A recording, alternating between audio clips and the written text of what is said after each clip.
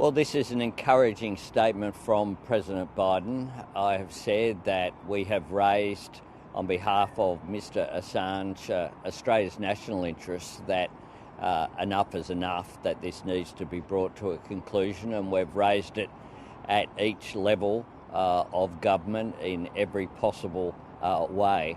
We'll continue to engage diplomatically in that in order to achieve an outcome that I believe Australians want to see. Well, this is an encouraging comment from President Biden. It's a complex issue there, the Department of Justice that has responsibility here, and the separation of powers that exists between the political wing, if you like, and the judiciary.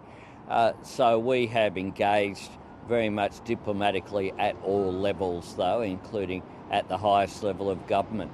I've been personally engaged in this since I became Prime Minister, consistent with the statements that I made as opposition leader. I believe this must be brought to a conclusion, and that Mr Assange has already paid a significant price, and enough is enough. There's nothing to be gained by Mr Assange continued incarceration, in my very strong view, and I put that as the view of the Australian government. Well, we discussed the news from yesterday's afternoon that President Biden made this remark that his government was considering dropping the charges against him. Of course, he is thinks this is a positive step, and delighted by that remark, but with the hesitation of lack of supporting information. So he, as for the rest of us, we need to know more what this entails, what this consideration entails. So that, I hope, will come to the surface in the next couple of days, and so we can make out what it really means.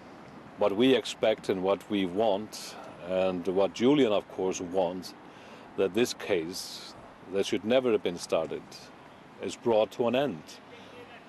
President Biden and his administration, they have the opportunity to end this.